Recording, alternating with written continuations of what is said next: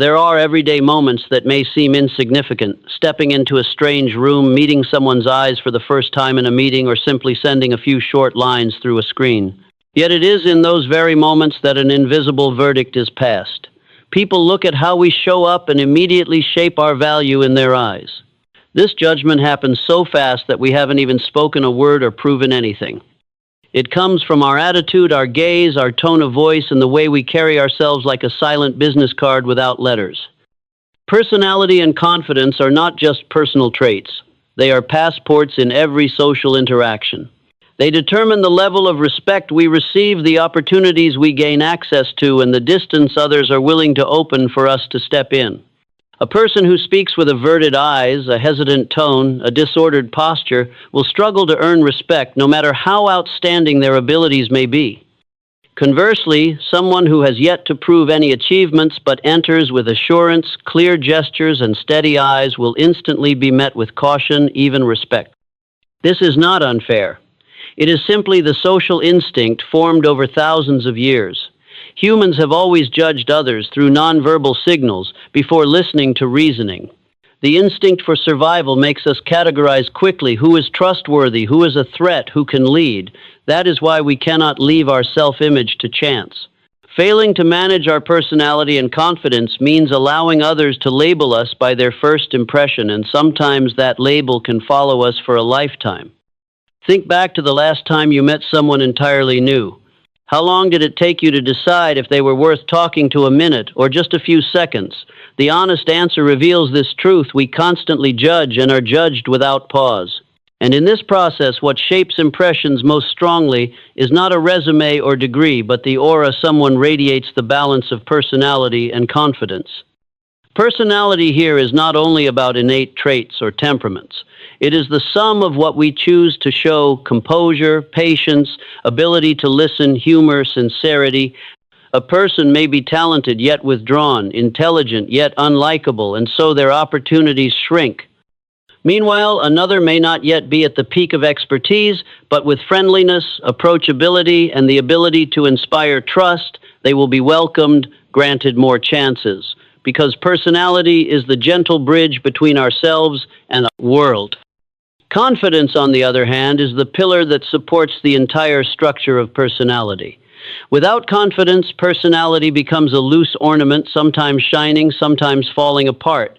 Those lacking confidence, no matter how well-intentioned, are often overlooked because their voice fades in meetings, their eyes look away when decisiveness is needed, their steps slow before a competition. Confidence is the multiplier that makes every other quality shine.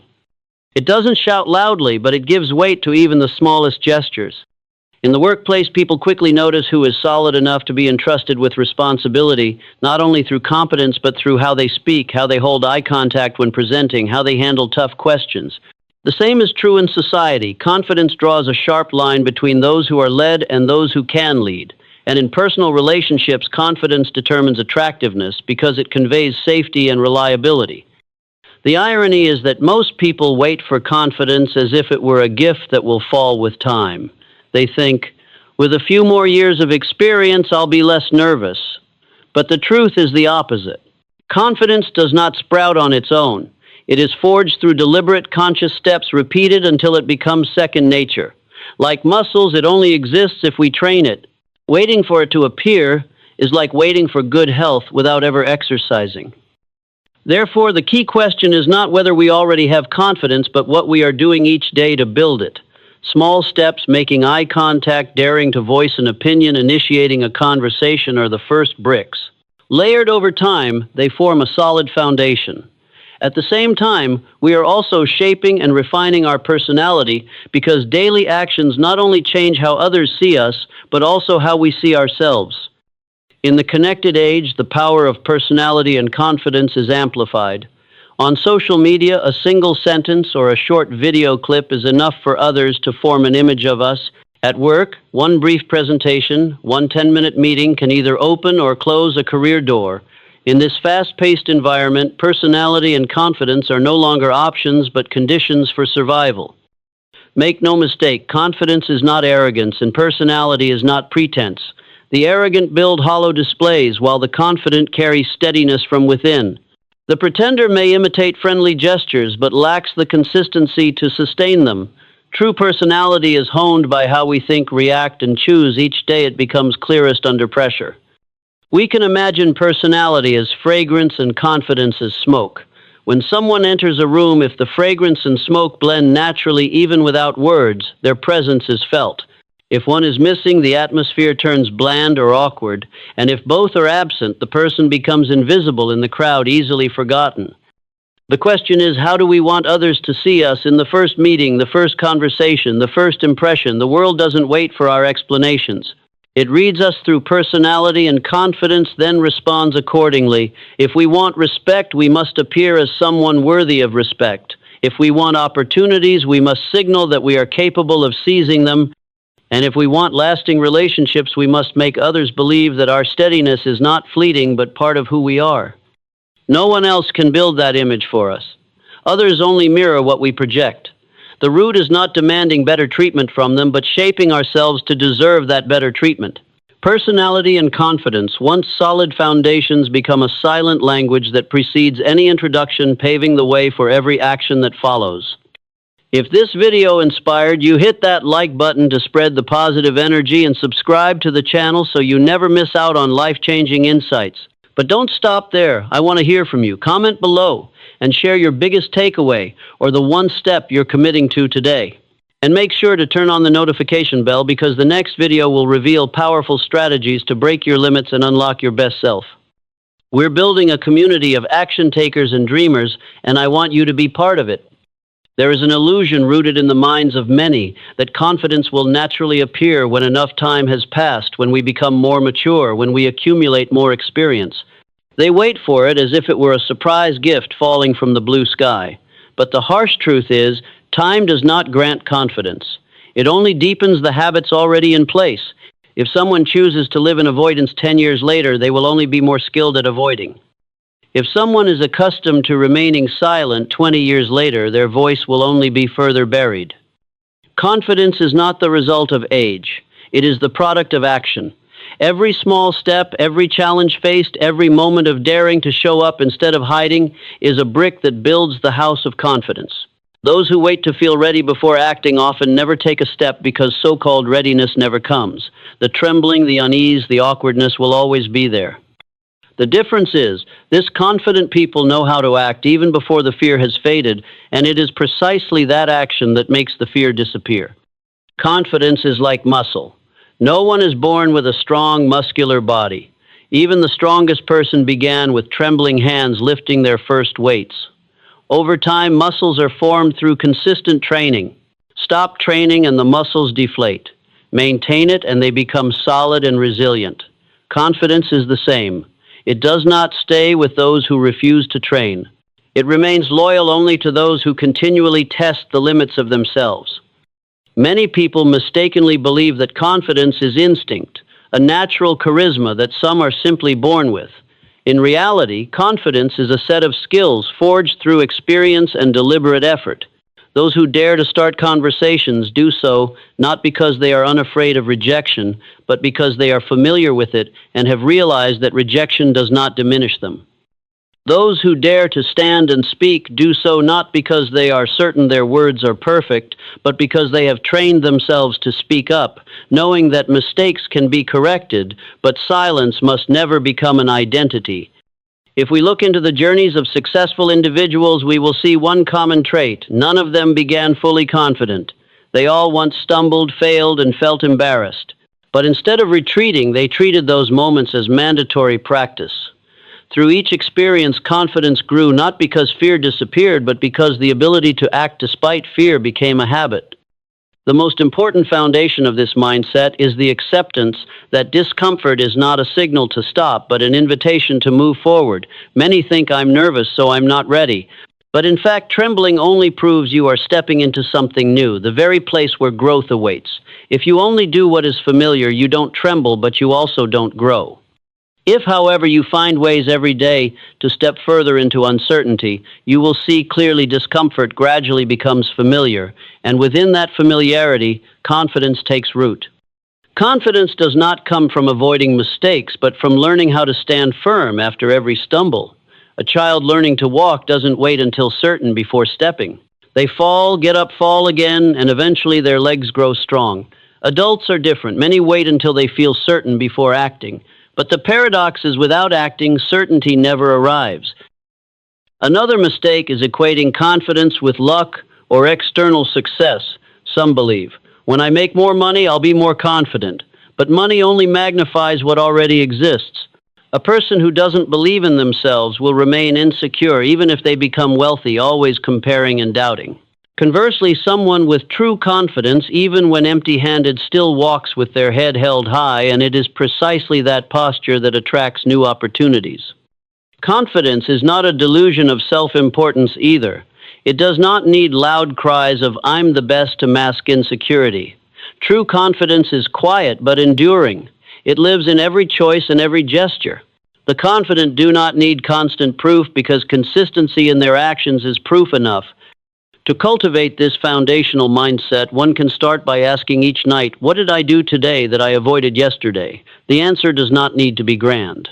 It just needs to be slightly different, daring to ask a question in a meeting, daring to greet a stranger, daring to voice an opinion, daring to complete an unpleasant task.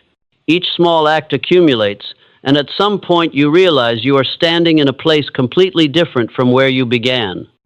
The power of daily training lies in this. It transforms change into a new identity. When you repeat long enough, you no longer think, "I am practicing to be confident." You begin to think, "I am a confident person." That is the turning point. For once that belief takes root, you no longer have to force yourself. Every natural action carries the mark of certainty. Therefore, instead of waiting for the day confidence suddenly falls into your lap, treat every day as a gym. Each conversation is a training set, each decision a weight to lift, each challenge a round in the fight. Others may only see results after months or years, but you will be the first to feel the daily difference within yourself. The core truth is this: confidence does not just arrive. It belongs only to those who dare to step out of their comfort zone, repeat the right actions, and build brick by brick a solid mindset. It is not a miracle. It is the discipline of growth. There is a subtle truth that few people notice before others hear what you say. They have already seen your eyes. Eye contact is a wordless introduction, a silent yet powerful message that determines the very first impression others form of you. It can turn an ordinary sentence into something persuasive, or conversely make even the most eloquent words fall into emptiness. In today's fast-paced society, people don't have the time to verify your character over many years. They rely on initial signals to judge you, and among all signals, eye contact is the strongest. A steady gaze can instantly create trust. An evasive glance, on the other hand, plants seeds of doubt even if you haven't said a single wrong word. Ask yourself the last time you spoke to someone who kept looking away, glancing at their hands, or shifting their gaze elsewhere. How did you feel? Perhaps you sensed they weren't interested or that they were hiding something. You might have even felt disrespected. But when someone looks directly at you with calm eyes, their presence makes you feel deeply. This person is truly listening. They are here with me. That is the power of eye contact. It not only changes how others see you, but also how you see yourself. Social psychology has shown that eye contact is humanity's primal communication tool. Before language existed, people used gazes to identify threats, trust, or friendliness. That instinctive imprint remains within us. When you avoid eye contact, the other person's brain interprets you as uncertain, insecure, or dishonest. In contrast, a steady, unhurried gaze sends a signal you are strong enough to be present and stable enough to be trusted. What's more, eye contact not only affects the other person, it also impacts you. When you hold a steady gaze, you send a signal to your own brain that you are in control of the situation. Confidence doesn't just appear outwardly, it is reinforced internally. You start to feel more certain about your words, and that certainty makes your voice clearer, your rhythm calmer, your gestures less awkward. In professional environments, this difference is especially evident. Those with strong eye contact are often seen as trustworthy and capable of leadership. They don't need to speak loudly or try hard to prove themselves. With a gaze steady enough, the entire room will listen. In personal relationships, eye contact expresses sincerity. Someone may say, "I care about you," but only when their eyes align with their words does that message truly touch the heart. However, eye contact is not about staring. A gaze that is too intense makes others feel pressured, even backfires. The subtlety lies in balance. The gaze must be long enough for the other person to feel your presence, but also include short breaks to create comfort. It is like the rhythm of music, moments of sound and moments of pause. This alternation makes the conversation feel natural. Many excuse their lack of eye contact by saying they are naturally shy. But in reality, the habit of avoiding eye contact is not about nature. It is built through repeated avoidance.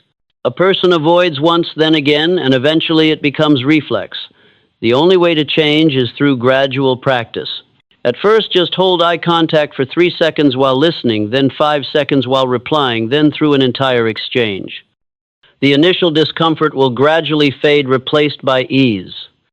A useful technique is to focus on the color or shape of the person's iris. This helps you keep your gaze without feeling awkward. Also pay attention to accompanying body language, leaning forward slightly, removing your phone or distractions. All of these naturally make your gaze more focused. This creates an atmosphere of genuine connection. Remember, in every interaction, people don't just listen with their ears, they listen with their eyes. When you say, "I believe in this," but your eyes wander, people believe your eyes more than your words. When you say, "I value your opinion," but fail to look directly, your words ring hollow. Conversely, if your eyes radiate certainty, you don't need to say much at all for others to feel your strength. There is also a deeper impact that few recognize. Eye contact trains you to be present in the moment. Instead of worrying about how you appear or rehearsing what you'll say, eye contact forces you back to the other person, to the conversation right now. And it is this presence that people remember. Someone who is fully present, even for a few minutes, leaves a stronger impression than someone who talks for hours with their mind elsewhere. If you've ever felt invisible in groups, lacking presence in conversations, look at how you use eye contact. You may have been shrinking into yourself through evasive gazes. Change this one habit, and you will notice the difference immediately. People start listening more. Your words carry more weight. Your presence becomes undeniable. Eye contact is like a silent commitment you make to the world. I am not afraid to be seen. When you allow others to truly see you, you are sending the message that you are confident enough to be present, brave enough to reveal yourself, and that is precisely what makes you trustworthy. This is a foundational principle because it not only shapes external impressions but also defines how you feel internally. It is both a social tool and a psychological exercise. Every time you hold eye contact, you connect not only with others but also with yourself, affirming your presence in this world.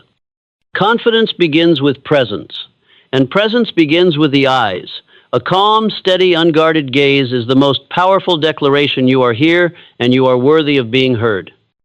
People often misunderstand that eye contact simply means looking straight at the other person. But if you stop there, you will easily fall into awkwardness, either looking too little, making others think you are uninterested, or looking too much, creating pressure and discomfort. The power of eye contact only unfolds when it becomes a natural flow, blending into the conversation like breathing. The question is not whether you dare to look, but how to make your gaze both steady and relaxed, free from any sense of acting out a script. Training eye contact is essentially retraining your nervous system.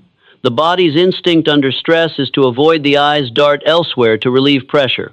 By practicing deliberately, you gradually condition your nervous system to face instead of flee. The initial tension dissolves, replaced by calmness. This is the difference between someone awkwardly forcing themselves to hold eye contact and someone who has built it into a new instinct. They are not thinking about looking, they are simply present. A practical way to begin is to break the goal into small steps. Don't pressure yourself to maintain long eye contact right from the start.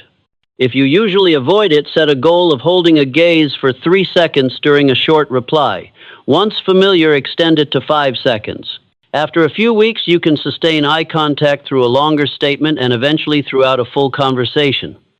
Increasing duration gradually is like physical training. The eye contact muscle is strengthened and confidence grows alongside it. One small but useful technique is to focus on the other person's eye color. When you notice details like light blue, deep brown, or the reflection of light, your mind anchors itself and avoids drifting into worry. Instead of thinking I'm being stared at, you are genuinely curious and observing. This turns your gaze natural, no longer forced. Furthermore, to practice effective eye contact, you must align it with your whole body. If your eyes look but your body turns away, the signal is still off. When listening, turn your body slightly toward the speaker. Set aside your phone or paper so your eyes are not just an action but part of your full presence. This alignment makes the other person feel valued and you feel more grounded in your own presence. Another subtle point is creating rhythm. Holding eye contact continuously throughout an entire conversation is not only uncomfortable for you, but also for the other person.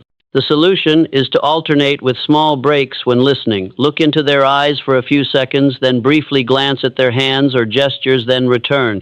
When speaking, begin with direct eye contact, then occasionally pause for a breath or thought before reconnecting with your gaze. This rhythm is like music: enough steadiness, enough pauses to avoid tension.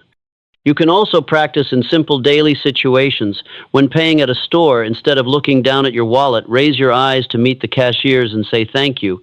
When greeting a colleague, don't just flash a quick smile, add a few seconds of eye contact. These small moments are free practice sessions, low-pressure environments where you sharpen the skill. For those truly shy, a gentle first step is practicing in front of a mirror. Stand before it, imagine you are conversing with someone, and hold eye contact with your own reflection. At first it may feel strange, but gradually calmness will emerge. This way you program your brain with a sense of familiarity, making real eye contact with others less intimidating. The important thing to remember is that eye contact is not just a technique. It stems from inner truth. If you practice only to look confident, your eyes will reveal pretense. For your gaze to carry power, you must genuinely be present in the moment, truly care about the person in front of you. When you listen with sincere attention, your eyes naturally transmit that care. Naturalness doesn't come from controlling every second, but from your inner connection to the conversation.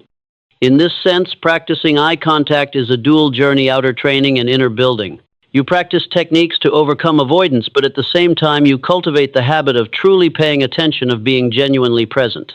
That is why confident people often have bright, clear eyes. They are not pretending to care, they actually care. Another major benefit of practicing eye contact is that it helps you manage emotions. When you maintain a steady gaze, you stop being preoccupied with anxious thoughts in your head. Your gaze acts like an anchor, pulling you back into the present. The mind quiets, your voice becomes clearer, your posture more stable. In other words, practicing eye contact is also practicing presence, a priceless quality for anyone who wants to have influence. Gradually, as eye contact becomes natural, you will notice a subtle shift. You no longer try to be confident. Instead, you have become confident. Because your eyes are no longer a technique you must remember, but a new instinct you carry. That is the point where you move from learning a skill to owning a quality. In summary, practicing natural eye contact is not a matter of 1 or 2 days. It is a process of training, from small to big, from conscious effort to unconscious ease. From holding a gaze for 3 seconds to noticing eye color, aligning the body, creating rhythm, to truly being present in the conversation, each step a brick laid, gradually forming a lasting habit. One day you will walk into a crowded room and realize you no longer avoid, no longer think, am I looking long enough? You simply show up with clear eyes and everyone instantly feels, here is someone worth listening to. There are moments when you know clearly you should speak, yet your lips remain silent, not because you lack an opinion, but because of fear of opposition, fear of ridicule, fear of creating tension. So you choose silence, nodding along with the majority, even though deep down you disagree. Each time you do this, you think you are keeping the peace, but in reality you are stripping pieces of strength away from yourself. Silence in such moments is not harmless. It quietly builds an image of you in the eyes of others, someone bland, easygoing, lacking the weight to be heard. And more dangerously, it builds a reverse belief within yourself. My opinion doesn't matter. Over time, you not only fear speaking, but also forget how to speak. Speaking your opinion, especially when it feels uncomfortable, is precisely where confidence is forged. Not when it's easy, not when it's safe, but right in the midst of unease. For strength of character never emerges from comfort. It is formed only when you step past the boundary of hesitation. Why is this so important? First, because it affirms your self-worth. Every time you speak, you send a message to the world and to yourself that I have a perspective and it deserves to be heard. You do not have to be right. The value does not lie in whether your idea is accepted, but in the fact that you dared to stand by your thinking. Others may disagree, but they will remember you as someone with a stance rather than a faceless shadow in the crowd. Next, speaking out frees you from dependence on approval. Much hesitation stems from the need to be liked, to be accepted. Yet the paradox is this: the more silent you are to gain acceptance, the less respect you truly receive. People do not respect easy compliance. They respect honesty even in disagreement. When you dare to say what makes you uncomfortable, you prove that you are not controlled by the nods of the majority. Another deep effect is the building of inner trust. Each time you speak while trembling with your heart racing but still push through, you are teaching yourself, "I can." Courage accumulates into habit. Today you speak up in a small meeting. Tomorrow you can stand firm before an auditorium. Confidence does not come from theory, it comes from lived experiences of overcoming challenges. This also strongly affects how others see you. In the workplace, those who speak their opinions, even if different, are often viewed as proactive and independent thinkers. They become the ones leaders trust, colleagues notice. In personal life, they are trusted friends and partners because you know they won't pretend to agree just to please. This transparency nurtures lasting relationships. Of course, speaking up does not mean arguing or imposing. Many confuse confidence with aggressiveness. True strength does not lie in shouting louder, but in expressing clearly, calmly, and respectfully. An opinion voiced in a composed tone is far more persuasive than an assertion delivered with hostility. One way to practice is to start small. When the group decides where to eat, instead of saying, "I'm fine with anything," offer your choice. When friends discuss an issue, contribute what you know instead of only nodding. These small steps are warm-up exercises, strengthening your language muscles for tougher situations ahead. Remember also that speaking up benefits not only you but the group. Many times a team goes astray simply because everyone stayed silent. No one dared to voice what they saw. One opinion, even if a minority, can save a project, change an outcome. By daring to speak, you become the factor that breaks the silence, opening the door to real dialogue. Some may ask, what if my opinion is rejected? In reality, rejection is not nearly as bad as you imagine. Worse is never speaking at all. A single rebuttal does not make you smaller. On the contrary, it trains you to endure disagreement, to keep standing tall. That resilience turns you into someone who does not collapse under doubtful looks. There is also a subtle benefit inspiring others. When you voice your opinion through discomfort, you give silent people an invisible permission. They realize silence is not the only safe option. They are encouraged to share too. As a result, not only do you grow stronger, but your environment becomes more vibrant and authentic. Each time you push through discomfort to speak, you step further away from the cage of fear. Eventually, you realize fear was never a real wall, only a shadow. Once you walk through, the shadow vanishes and you find yourself larger, more confident, freer. Speaking up in discomfort is both an act of courage and liberation. It frees you from the slavery of approval while building the solid foundation of confidence. No one can respect you if you don't respect your own voice. And there is no way to learn this except step by step opening your mouth and speaking out. Once you understand this value, you see discomfort differently.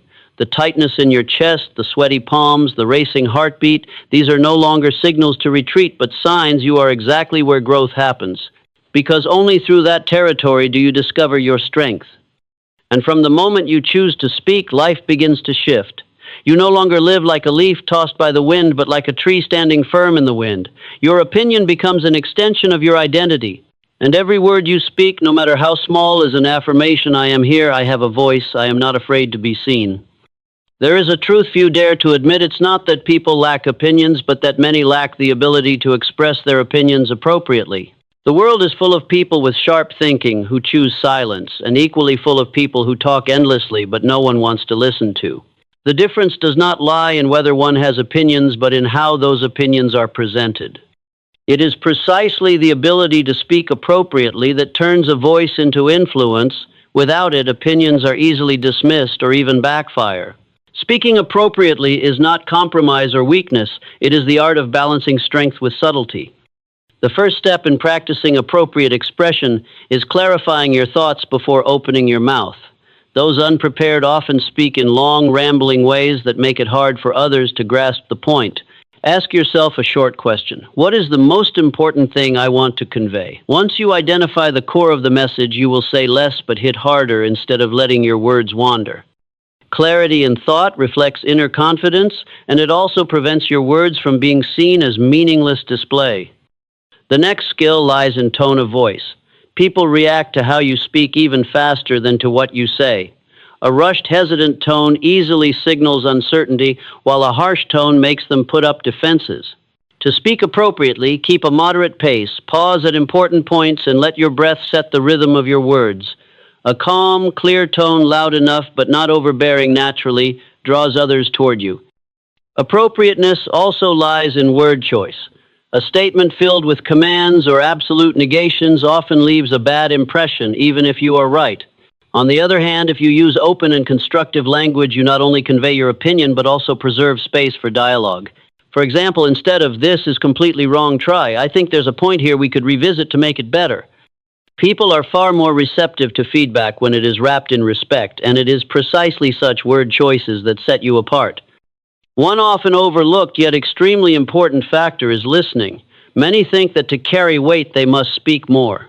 In reality, deep listening lays the foundation for appropriate speech. When you truly listen, you understand what the other cares about, what they fear, and you can adjust your expression to avoid unnecessary opposition. Listening carefully before speaking also shows that you care not only about asserting yourself but about truth and shared benefit. At that point, your words are not only appropriate but carry greater persuasive power. Practice should begin in small situations. In casual discussions, practice offering your opinion instead of saying anything's fine. In your family, clearly state what you think about a decision instead of leaving it to others. These small practices build reflexes. You gradually learn to speak without too much tension, to keep your tone balanced, to let words cut to the point instead of circling around. Once reinforced, these reflexes easily carry into more important settings like work meetings or tense conversations. A major obstacle in this process is the body's reaction. Many people before speaking feel their heart race, their hands shake, their voice catch. This does not mean you lack courage. It is simply a biological reflex to stress. The key lies in managing your breath. Inhale deeply, exhale slowly, plant your feet firmly on the ground, sit or stand upright. When your body stabilizes, your mind calms, and from there your words naturally carry weight. Speaking appropriately does not mean you will always be agreed with. There will be times when your opinion is challenged, even completely rejected. The issue lies in how you respond. If you lose composure and attack immediately, all efforts to project confidence collapse. But if you listen, accept differences, and then restate your stance with reasoning, you demonstrate true strength. Others may not agree with you, but they will respect you. Respect is the priceless reward of speaking appropriately. Another important step is self-reflection. After every time you speak, ask yourself, did I express myself clearly? Was my tone too fast or too harsh? How did the listener react? Continuous self-evaluation helps you refine, avoiding repeated mistakes. Progress doesn't come from one outstanding speech, but from dozens of small practices where you gradually correct details until your words become sharper and more refined. Finally, speaking appropriately only truly carries power when paired with action. No matter how skillful a viewpoint, it becomes meaningless if you don't live by it. When others see you act on what you say, your words become standards rather than just words. When actions reinforce your voice, you don't need to speak much. Your presence alone makes people listen. Speaking opinions appropriately is not a one-day skill, but a steady process. It requires you to train from clarity in thought, calmness in tone, constructiveness in words, to listening ability and self-reflection. When all these elements converge, you don't just become someone who can speak, you become someone who is listened to. And in a world where everyone wants to speak, being the one who is listened to is the true success. There are details that seem small, yet determine the very first impression you leave in the eyes of others. One of those is the act of initiating a greeting. Most people tend to wait for others to start a conversation, only responding once the greeting comes. But when you are the one to open with a greeting, you don't just create a positive social signal, you also send a deeper message. I am here with confidence, with readiness to connect. And in that small moment, you have already set the rhythm for the entire interaction. Greeting first is not a mere formality. It reflects your choice to stand in a proactive stance rather than a passive one. Someone who greets first is like gently tapping the opening beat of a song, setting a comfortable rhythm for others to join in. By contrast, when you only wait, you hand over the power of initiation to others, letting them decide the mood of the encounter. A greeting offered at the right moment is like the first ray of morning light. It shapes the emotional tone for the whole conversation that follows. Some people think greetings are just politeness, that they don't matter much. But picture two scenarios. You walk into a room and encounter someone with their head down in silence, or you walk into the same room and meet someone who looks up, meets your eyes, smiles, and says good morning. Instantly, the energy shifts. In the first scenario, the air feels heavy and you tread cautiously. In the second, you feel welcomed, seen, and are naturally inclined to open up. That is the power of greeting first. It does not change the content of the conversation, but it changes the emotional foundation upon which the conversation unfolds. Initiating a greeting is also a declaration of personal image. People often remember you not only for what you do, but for how you make them feel. When you consistently begin with a greeting, you gradually become known as someone positive, approachable, trustworthy. Conversely, if you are often silent, avoiding eye contact, only greeting when forced, others quietly categorize you as passive, closed off, lacking confidence. A single act that seems simple silently builds or erodes your personal brand in the eyes of the community. Psychologically, greeting first gives more to you than to the other person. When you speak first, you prove to yourself that you are capable of taking initiative. The feeling of "I set the rhythm" immediately makes you more grounded in communication. This is an antidote to social shyness, the very thing that causes many people to shrink back. Just by speaking, once you break the cycle of self-doubt, it's no longer "do others notice me," but "I have created the connection." This belief accumulates day by day, eventually becoming a natural aura. Of course, for a greeting to have impact, the delivery must be thoughtful. A muttered greeting without eye contact or a smile brings little value. The right balance is best meet the other person's eyes for a few seconds, speak clearly at just the right volume, and add a light smile. No need for theatrics, no need to be overly enthusiastic, just be genuine. When you greet with this attitude, people feel your sincerity and naturally want to respond. Some may worry that if they greet first and the other person doesn't respond, they'll feel awkward. But the truth is, the value of the greeting does not depend on their reaction, it depends on your action. Whether the other person is busy, distracted, or simply unwilling to reply, you have still sent the signal: "I am ready to connect, I am not afraid of being ignored." This matters more than any answer because it builds internal confidence. An unanswered greeting is only a fleeting detail. The fact that you dared to initiate is the real practice. In the workplace, those who know how to initiate greetings are often rated higher socially. They create a positive atmosphere, work more easily in teams, and are remembered as individuals with the ability to connect. In personal life, they are the friends people want to be around because their presence brings warmth. In daily interactions, even greeting service staff, security guards, or passers-by, the act not only trains your confidence but also plants seeds of goodwill in your environment. These small details are the seeds that grow into lasting confidence. To build the habit, start with a simple principle in every encounter. If you have the chance, you will be the one to greet first. At work, greet your colleagues before they greet you. When entering a store, smile and greet the staff. When stepping into a vehicle, nod and greet the driver. At first, it may feel forced, but over time you will notice the positive responses, more people smiling back, a lighter atmosphere. And most importantly, you will feel that you are in charge of the situation rather than merely reacting to it. Interestingly, when you greet first, you also find it easier to steer the conversation in a positive direction. The greeting is the opening beat, and when you set that beat, you gain influence over the tone. If the greeting is bright, the conversation rarely falls into tension immediately. It is like lighting a lamp in a dark room. Even if others don't immediately sit with you, you've illuminated the space, making it easier for them to step in. Once this habit takes root, you will realize the power of initiative, not just in communication, but in how you face life itself. Greeting first is really a psychological exercise. You choose to step forward, you choose to act instead of waiting. And when this is repeated hundreds of times each day, you become someone with the habit of leading. The change is quiet but steady, transforming you into a stronger version of yourself. The final result of this practice is not that you become someone who always smiles and greets everyone, but that you become someone confident, capable of initiating in any situation. You are no longer passive in communication, no longer avoiding eyes or lowering your head as you pass. You lift your head, smile, and speak. And such a small detail is enough to change how the world reflects you with more goodwill, more respect, and more opportunities. In society, every relationship begins with an opening beat. When you take the initiative to greet first, you are the one who seizes that beat.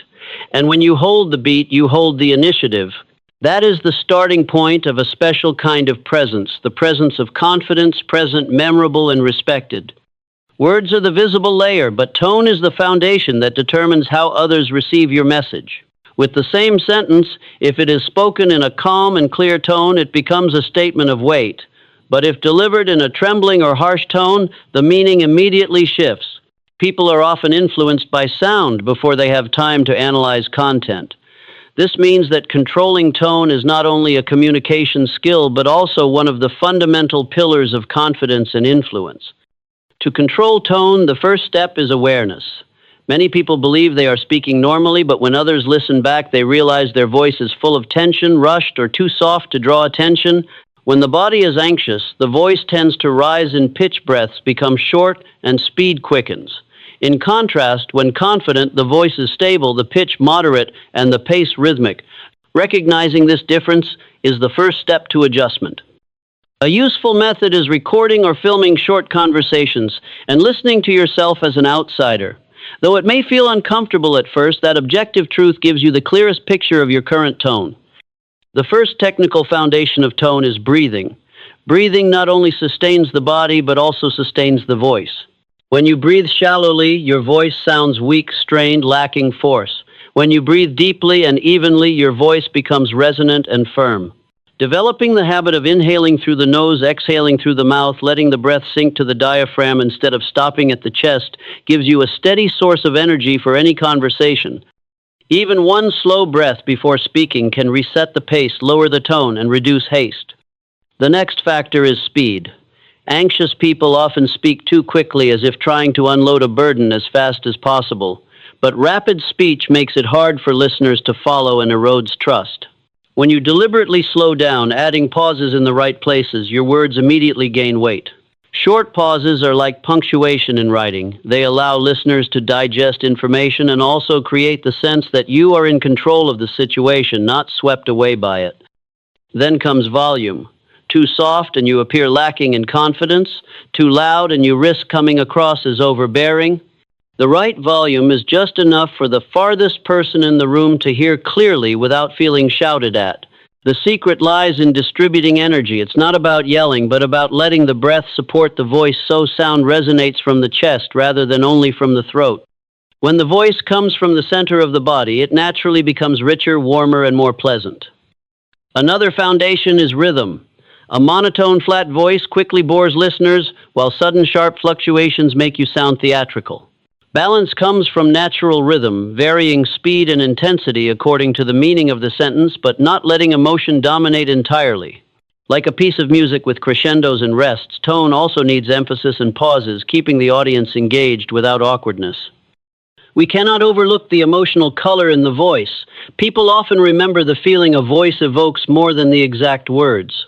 A clever idea spoken sarcastically provokes resistance, while an ordinary thought spoken sincerely can touch hearts. That is why controlling tone is also controlling emotion. Let decisiveness show in a steady low pitch, empathy in a gentle tone, and passion in a clear but unhurried rhythm. One simple yet effective exercise is reading aloud. Choose a passage, read it slowly, pay attention to each word, and experiment with adjusting volume and intonation. Then, record, listen back, and compare with what you imagined. Over time, you will notice the difference: a firmer voice, steadier rhythm, and most importantly, you will begin to hear your own presence through sound. Beyond technique, equally important is inner presence. A voice is truly convincing only when supported by inner belief. An insecure person can hide behind words, but the tone will betray them. A confident person doesn't need to speak loudly, yet every sound carries steadiness. Thus, controlling tone is not only adjusting breath or pace, it is also about the mindset you bring into the conversation. When you believe in what you are saying, your voice naturally becomes whole. Remember, tone is not a superficial coating, but the core that shapes how you are perceived. People may forget your exact words, but they rarely forget the feeling your voice left behind. Controlling tone, therefore, is both a technical foundation and a delicate art, a skill you can train and a reflection of your inner state. And once you master it, you not only deliver messages more clearly, but also make your presence carry greater weight in any space.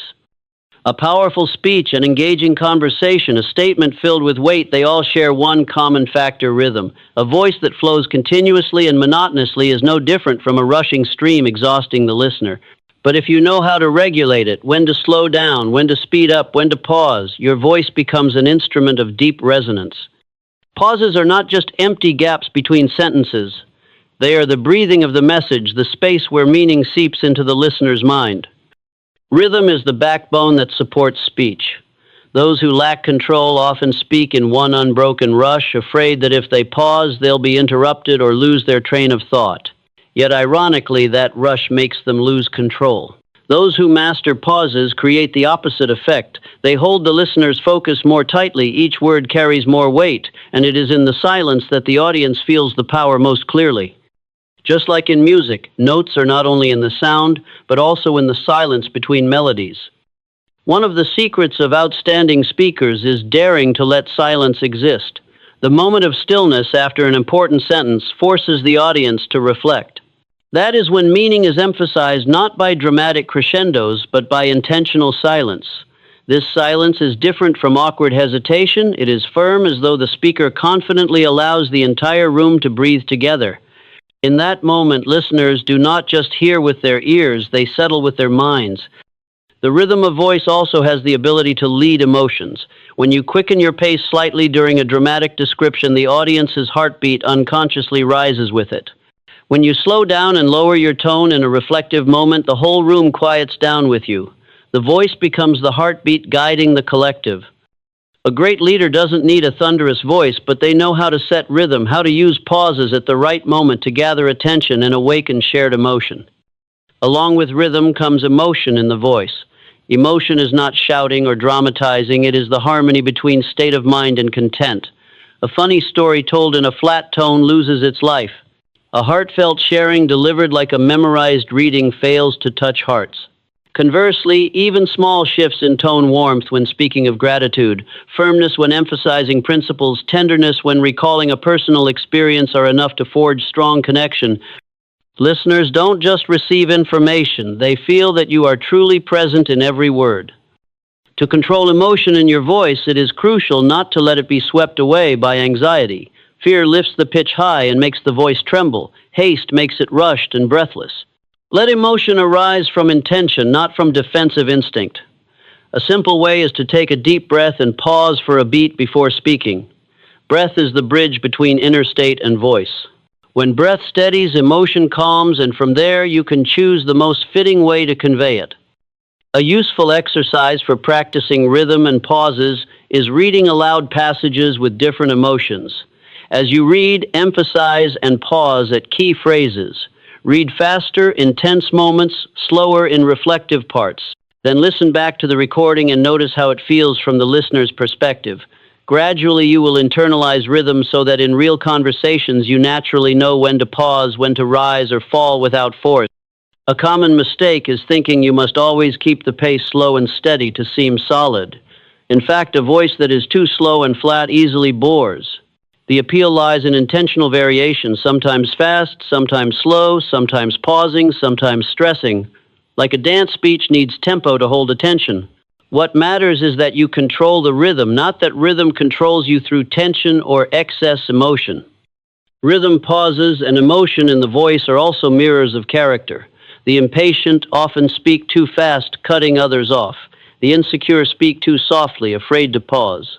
The aggressive speak too loudly, their pace rushed. In contrast, the composed tend to have steady voices, deliberate pacing, confident pauses. Thus, training the voice is not just about technique, it is also training inner qualities, composure, respect, presence. The beauty is that the voice can be trained like muscle. With steady practice, you will notice clear change. At first, you may have to remind yourself deliberately, pause, slow down, add emotion. But over time, these become natural reflexes. When your voice naturally carries rhythm, subtle pauses, and genuine emotion, you will find yourself entering any conversation with solid confidence.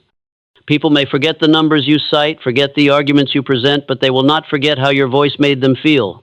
A monotonous voice is easily forgotten. A rushed voice creates pressure.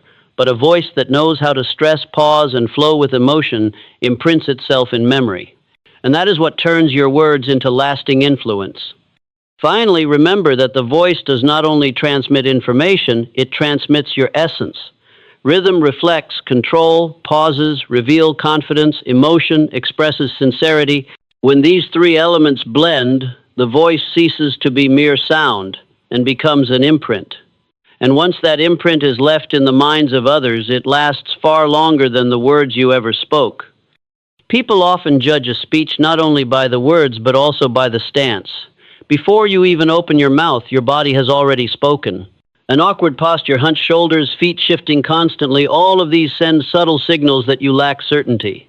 On the other hand, when you stand firm, even without saying a word, the audience already feels your presence.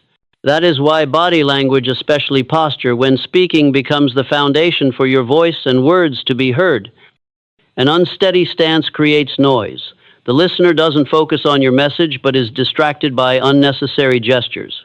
Hands flailing too much dilute the meaning, pacing in circles confuses the audience, and a wobbly stance makes you appear smaller. Each of these minor details is like sand in a machine interrupting the flow of meaning. Proper body language is not for display, but for clearing the path for your content, showing that you are in control of yourself and not betrayed by your body in crucial moments. Standing firm does not mean being motionless. It means balance. Both feet planted solidly on the ground, shoulder width apart, or slightly narrower, not crossed, not pressed together. With this stable foundation, the whole body trembles less. You don't need to try to look strong. Simply anchoring your weight into the ground naturally projects stability. Neuroscience even shows this posture sends signals back to the brain. The body reports safety, and the brain reduces stress. Just by standing correctly, you help yourself feel calmer. The shoulders must be relaxed but not slouched. Many people unconsciously tense their shoulders when nervous, which makes their voice sound rushed. When you release your shoulders while keeping your back straight, your image instantly changes, taller, broader, and most importantly, ready. This relaxation also allows you to use your arms and hands naturally instead of letting them become a burden. Arms are the most common source of noise. Some people stuff their hands in their pockets, which makes them look unprofessional. Others keep crossing their arms, signaling defensiveness. Still, others wave their arms excessively, leaving the audience focused on movement rather than meaning. The best approach is to let your arms hang loosely at your sides when not needed, and use them only to emphasize key points. Fewer purposeful gestures carry far more power than excessive ones. An open palm can convey sincerity. A pointed gesture can show decisiveness, but all must be measured. Eye contact is the bridge between posture and speech. A person who stands firmly but avoids eye contact still makes others feel uneasy. When you look into your audience's eyes, combined with a steady stance, your message is reinforced twice over both your body and your gaze. Consistently declare that you believe in what you are saying. This is nonverbal alignment, when body and voice move in sync, creating an undeniable message. Another subtle element is selective stillness. Those who lack confidence often fall into small nervous movements, tapping fingers, shifting feet, twirling pens, touching their face. They think they are hiding their nerves, but in truth they are exposing them. A confident person is different. They are willing to stand still, free of excess motion. This stillness radiates powerful energy because it shows you are not preoccupied with what to do with your hands. You channel all attention into your message and connect through your eyes. In stillness, your presence reverberates. A useful training technique is to practice speaking in front of a mirror or record yourself on video. At first, you'll be surprised to see yourself moving more than you realized. Watch carefully and eliminate each unnecessary gesture, keeping only what is needed. Practice until you can stand still for a few seconds in front of a group without discomfort. Once you master stillness, your body will no longer drag you around in anxiety. Standing firm when speaking also has a reverse effect. It influences not only how others see you, but also how you see yourself. When you stand tall, feet, solid, arms relaxed, your brain receives the signal that you are in control. From there, your voice slows and steadies. Confidence is no longer something to perform, it becomes a real feeling. In negotiations or speeches, those with a solid stance often gain the advantage from the very first moment. They don't need to say much, but the entire room already senses their authority. Power doesn't come from volume, but from the ability to be fully present in a space undistracted by your own body. Above all, a firm stance is a sign of respect. Respect for yourself when you show up with a composed, assured image. Respect for others when you don't let unconscious gestures scatter attention, but instead devote all your energy to the conversation. People listen not only because of your content, but because they feel you value the moment. When you combine it all, feet planted back straight, shoulders relaxed, arms controlled, eyes connected, you eliminate all noise from your body language. At that point, every word reaches the listener in its purest form, unhindered by clumsiness. People remember you for your ideas, your message, not because you kept shifting or waving your hands. And it is this clarity that gives your words multiplied weight. Ultimately, standing firm is not just a communication technique, but a life philosophy. It reminds us that if we want others to listen, we must first stand firmly on our own feet. A steady posture is a silent declaration. I am here, I am not avoiding, I am strong enough to be heard. And when you radiate that, the world will adjust its rhythm to listen to you. There is a simple truth many people don't want to face. Confidence does not come from the things you already do well, but from the things you once feared yet dared to confront. If you only repeat what is familiar, you will become more skilled in your comfort zone, but remain weak in unexpected situations. It is precisely the things you usually avoid that hold the key to growth. Each time you confront them, you are not only completing an action, but also expanding the boundaries of yourself. Humans naturally tend to avoid situations that bring discomfort. It could be asking a question in a meeting, making a call to a stranger, presenting an idea to a group, or simply saying no when you don't want to.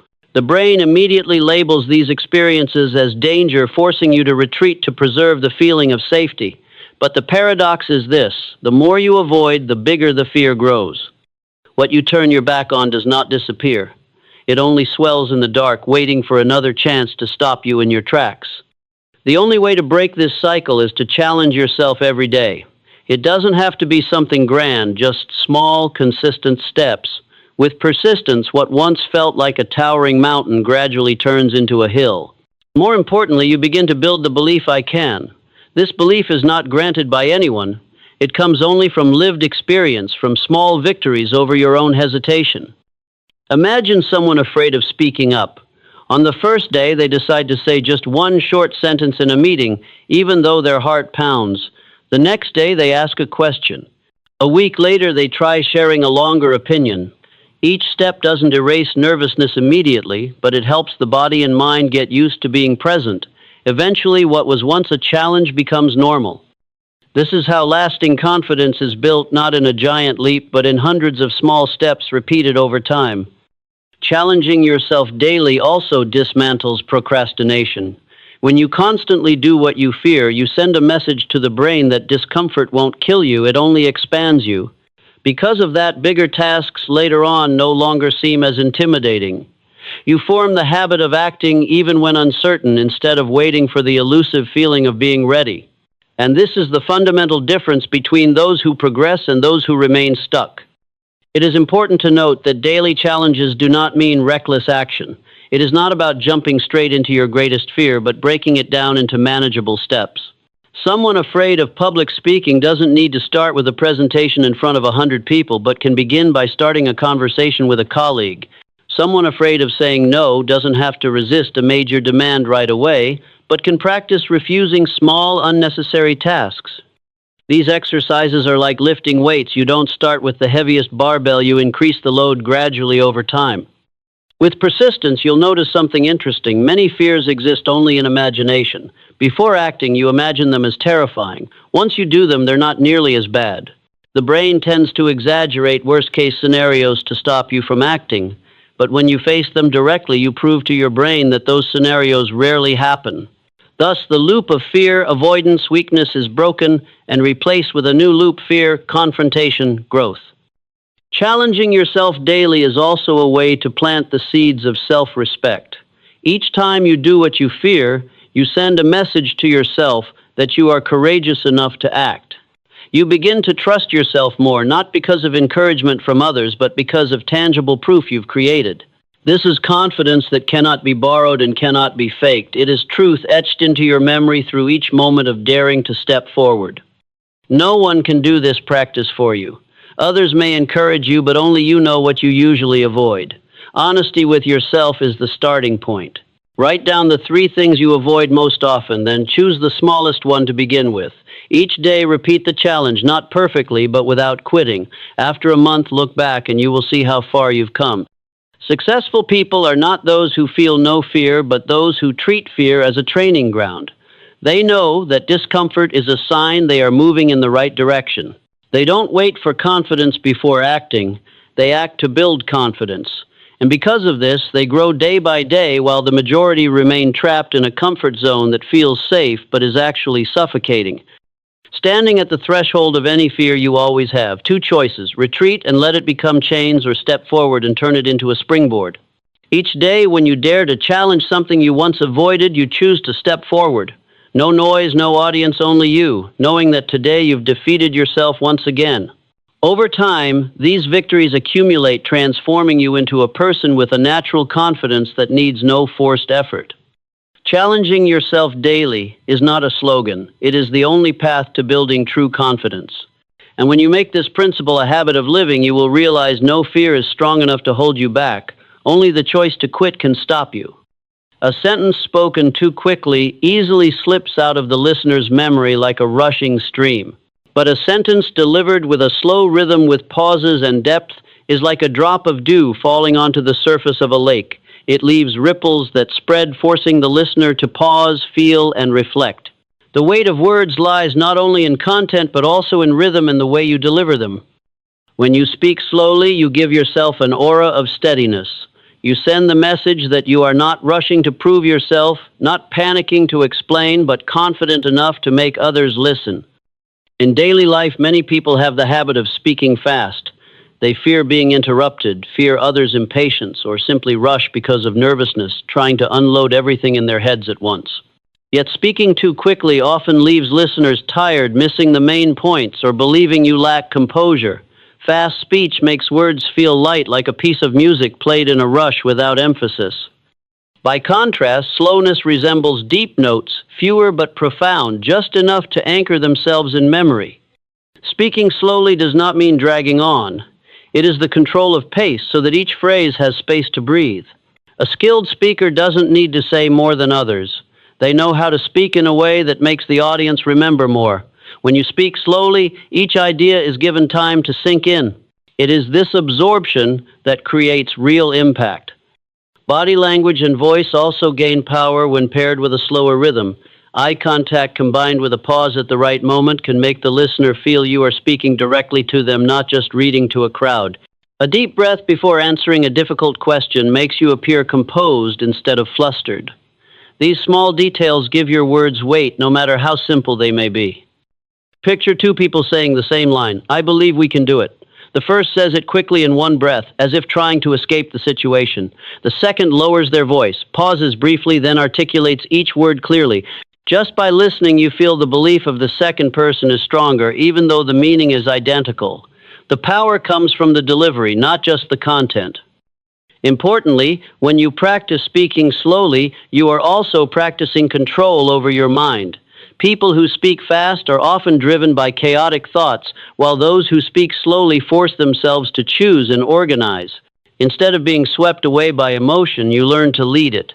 This makes listeners trust you more because you don't let haste overwhelm clarity. Speaking slowly also allows you to wield a special weapon: silence.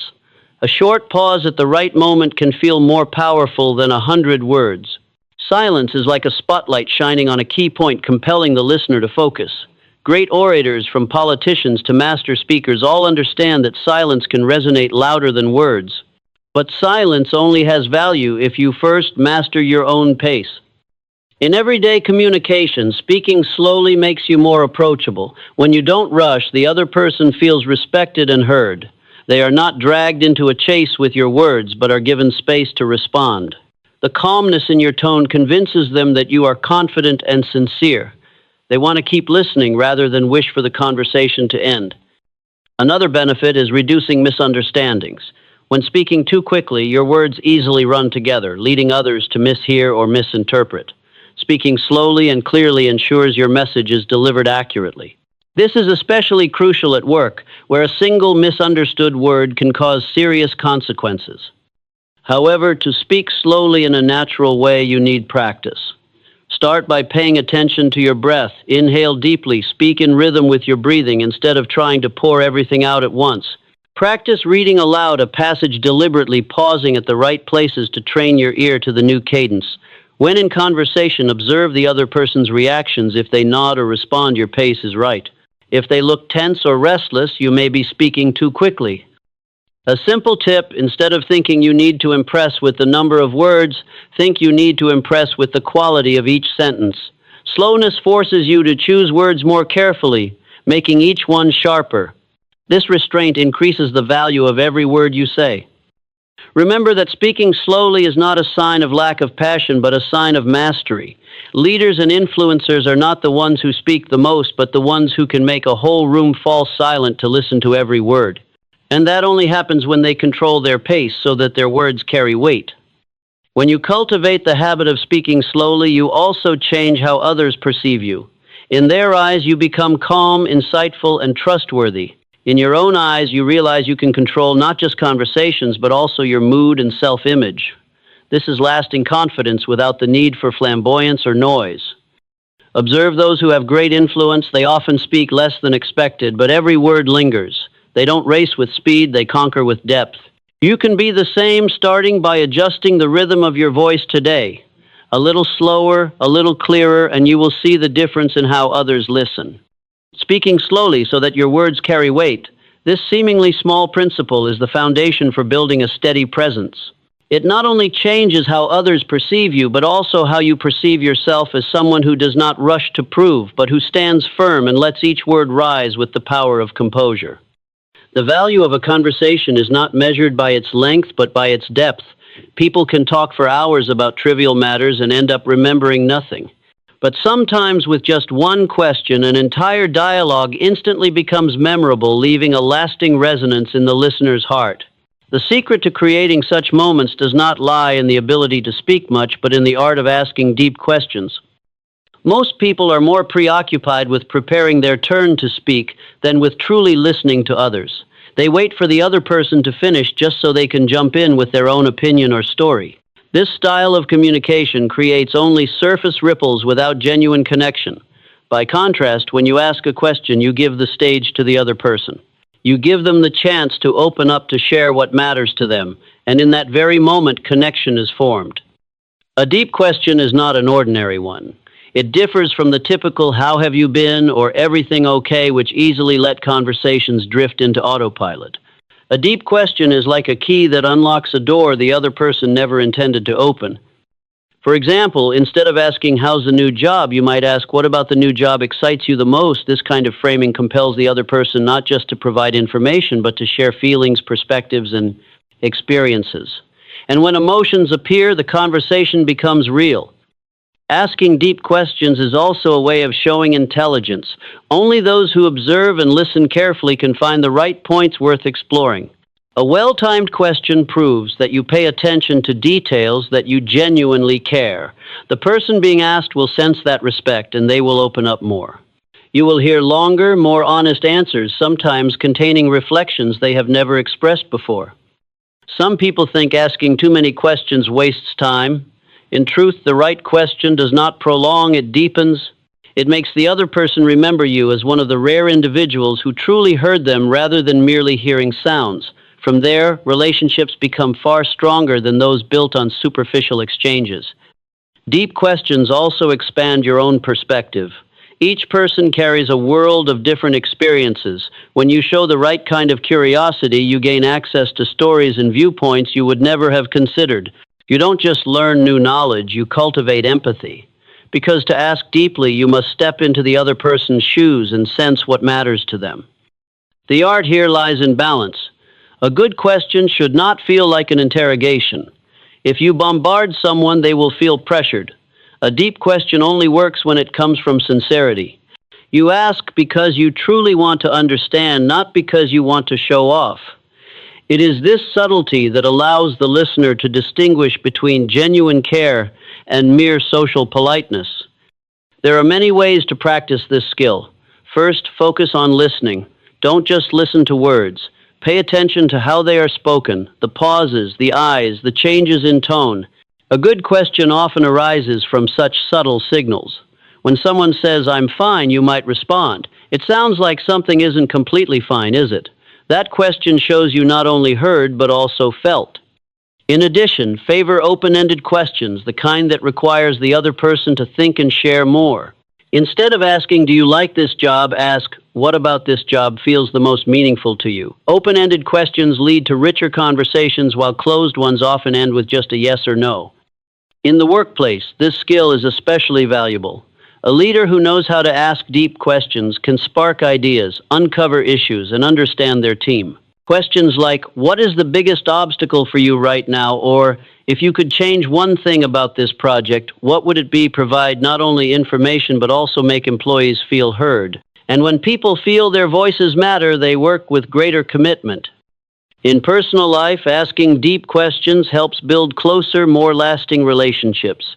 Friends, family, or partners all cherish it when you draw them out to share what's on their minds. Sometimes a simple question like, "What moment recently made you feel happiest?" is enough to open a conversation that lasts for hours, creating a warm memory for both.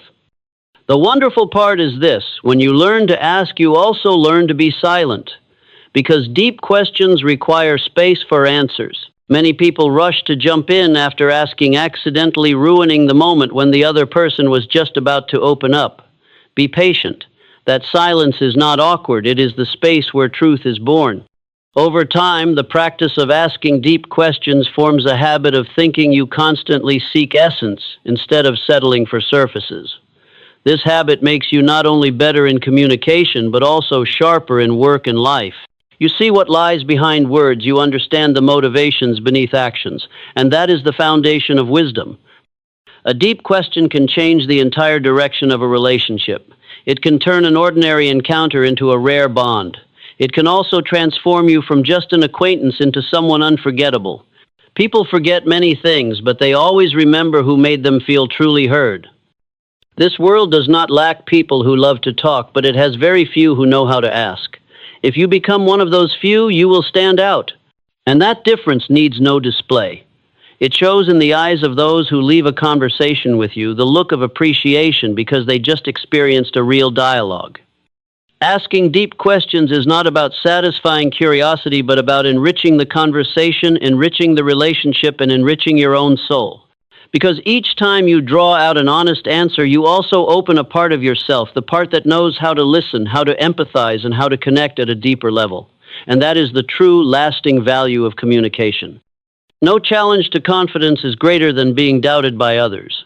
The skeptical glance, the cold remark, the hesitation to entrust you with responsibility, all of these can make you feel small and disoriented. Yet it is precisely in these moments that true character is revealed.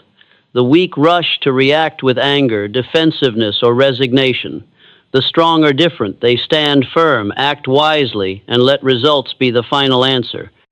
Doubt can come from colleagues, superiors, partners, or even family. More often than not, it does not stem from your uselessness, but from their lack of evidence to believe in you. At times, their doubt merely reflects their own limitations. They do not believe in you because they themselves have never dared to do what you are attempting.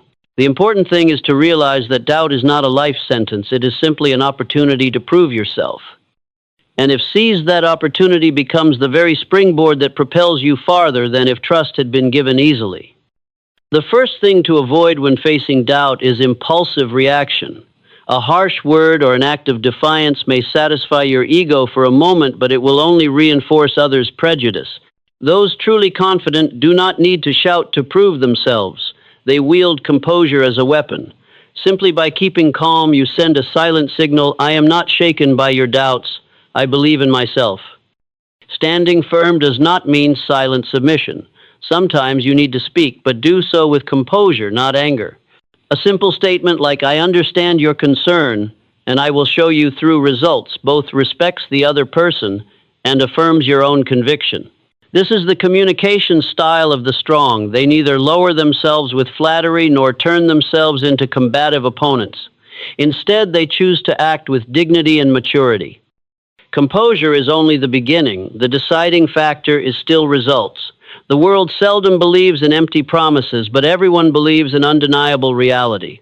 If your ability to complete a project is doubted, let the final product speak for you.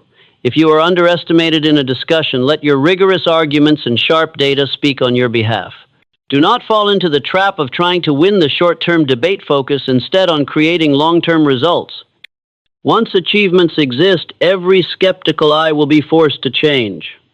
Standing firm in doubt also means refusing to let your psychology be manipulated. When you believe that other people's judgments define your worth, you have already surrendered control to them.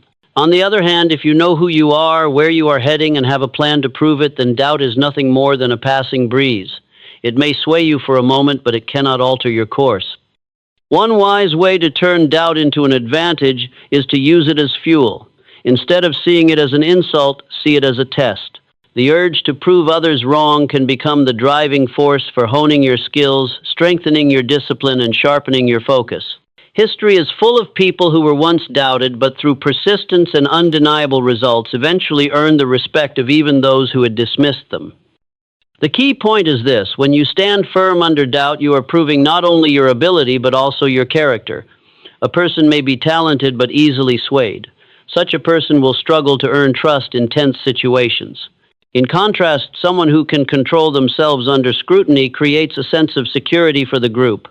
That is why many leaders are chosen not only for their skills, but for their composure when tested. It is also worth noting that doubt is not always wrong. Sometimes it is an opportunity for self-reflection. If multiple people repeatedly question the same weakness, perhaps there truly is an area that needs improvement. Standing firm does not mean ignoring everything, but rather discerning which doubts stem from prejudice and which are valuable feedback for growth. Wisdom lies in listening without wavering and absorbing without losing faith in yourself. After you have faced doubt several times and overcome it with results, you will notice a profound change within yourself. Once you may have trembled at judgmental eyes, but gradually composure becomes your natural reflex. You no longer worry about proving yourself to everyone because you know results will speak. And it is this calm assurance that creates presence, that quality, that commands respect without shouting for recognition. Doubt, when viewed rightly, is an inevitable part of growth. It is both a burden and an opportunity. Ordinary people see it as chains. The strong turn it into a springboard. The only difference lies in how you respond: reaction or reflection, anger or composure, wounded pride or demonstrated proof. When you are doubted, do not rush to see it as a full stop. It is only a comma opening a new sentence that you alone will write. And in that sentence, let action and results be the exclamation mark at the end. Once you prove yourself through real strength, doubt is no longer a burden, but a testament that you were strong enough to rise above it. There are moments in life when a room suddenly sinks into silence. Everyone looks around waiting for someone to speak, but no one wants to take responsibility. The fear of making mistakes, of being judged, of bearing the brunt keeps the whole group stalled. It is in those moments that a person's value is measured not by titles or degrees, but by their ability to step up and lead when everyone else hesitates. Collective hesitation is like a fog. It blurs vision, prolongs time, and sometimes makes opportunities slip away. A person who dares to move forward does not need to know the entire path, but they have the courage to break ground. That action not only drives progress, but also sends a powerful signal. Someone is willing to take responsibility. And once one person steps out of line, it becomes easier for the rest to follow. Stepping up to lead does not mean imposing your will. It does not require you to have the perfect answer right away. Leading when others hesitate is simply about jump-starting the process. It could be a simple statement, "I think we should begin this way." It could be a small action, writing the first idea on the board, dividing the group, or asking the core question. What matters is not perfection, but that you break the deadlock. The magnetism of those who act lies in this. They do not wait for perfect conditions. They understand that clarity rarely exists before beginning. It only reveals itself once you engage. While the majority sit weighing options only to miss their chance, the one who knows how to lead creates momentum, and that very momentum opens the way to solutions. Behind hesitation usually hides fear, fear of being wrong, fear of responsibility, fear of losing face. Those who know how to lead are not fearless. They simply put fear in its proper place. They accept just enough risk in exchange for progress. They do not see mistakes as the end, but as data for adjustment. As a result, every action brings two values: moving the group forward and demonstrating personal courage. One noteworthy point is that when you dare to step up, you also change how others see you. In work, you will be regarded as someone with initiative worthy of greater responsibility. In life, you become a pillar for friends and family. The impression of being the one who dares to act runs deeper than that of being the smart one who stays silent. Intelligence can be found in many, but the courage to act in hesitation is rare. To cultivate the ability to lead, you don't have to wait for big situations. Start with small moments. When your group struggles to pick a place to eat, you can be the one to suggest. When colleagues hesitate to share ideas, you can voice yours first. Each time you step up, you train yourself to build the habit of responsibility and initiative. These small acts accumulate into great courage. Some may ask, what if I step up and I'm wrong? The answer is few people remember mistakes in detail, but everyone remembers who dared to stand out. Mistakes can be corrected, adjusted. Timidity leaves a lasting mark on how others perceive you. And interestingly, when you dare to act, initial missteps are often forgiven because people understand it was you who broke the silence they themselves could not. A leader is not always the one with formal power. Many times they are simply the first to say, "Let's do this together." In that moment, authority naturally emerges not from position but from courage. And once you repeat this habit, you build an unspoken credibility. People will gradually expect you to be the first voice. This does not mean you have to be loud or attention-seeking. Leading in hesitation does not require showmanship. In fact, it is often most effective when done calmly and naturally. You do not step forward to prove yourself, but to serve the progress of the whole. When your motive is sincere, your leadership becomes all the more credible. In the decisive moments of life, a critical meeting, a tough negotiation, an unexpected crisis, the ability to step up when others stall will become a decisive advantage. It not only lifts you out of the crowd, but places you in the position of influence. And from influence flow opportunities, trust, and respect. Confidence is not only shown through eyes, voice, or words. It is revealed most clearly in whether you dare to stand in the gap when everyone else is afraid. When you dare to step up, you send a message that you believe in yourself enough to bear the load, to take responsibility, to blaze the trail. And that is the ultimate measure of maturity. Remember, opportunities often disguise themselves in the silence of hesitation. Whoever seizes that moment advances. Whoever waits too long is left behind. Thus, when the air freezes, when eyes dart in doubt, when no one has yet spoken, that is your cue to step forward. One small step, but enough to change the course. If practiced as a habit, this principle will set you apart. You will not only be a participant, but a leader. Not just a companion, but a trailblazer. And one day, this steady initiative in small moments will lead you to the great opportunities that others waste away waiting for in vain.